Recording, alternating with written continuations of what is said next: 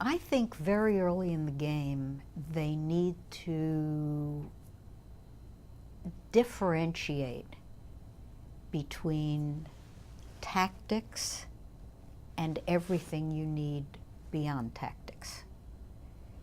So you have to have this basis of, even today, being able to write well. I was a speechwriter for, I guess, 2.5, 3 years for the chairman of the company. Invaluable experience. I could never have had it if I hadn't been a good writer. However, the joy of having a speechwriting job is to be able to make policy, because you can propose things in a speech for whoever you're writing for, and that's the leadership dimension. If you don't think about that when you're learning to write, where does this writing go? You'll always be a tactician. And I'm not so sure that professors spend enough time on the issue of values, helping to shape the internal culture of an institution and helping to hold the values of the institution as the outside world changes, helping to change the values of the institution to meet the needs of the outside world. The PR person is one of the bulwarks of an institution's capacity to change and keep up with the times. Keeping up with the times, by definition, means keeping up with what's going on and brewing outside and bubbling up, and trying to either meet it, get ahead of it, stay with it. So if you're doing product design, that's called innovation.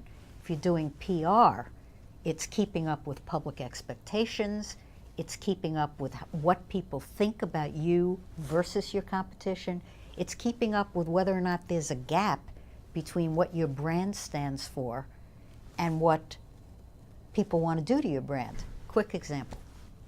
I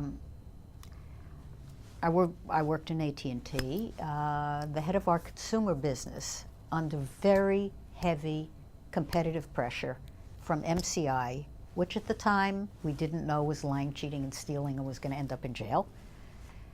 But the price pressures were enormous, and the business decided they were going to bring out a variation on our telecommunications product that would be a lower level of quality and offer that lower level at a lower price.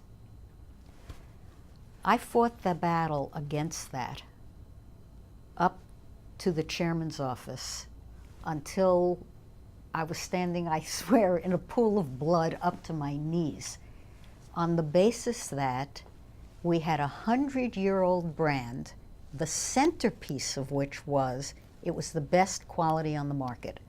And there was no way we could ever put out a product that compromised quality. We could put out a product that compromised features, that was high quality but fewer features, but never a product that was lower quality, because the long-range implications of the company were disastrous. That product never saw the light of day.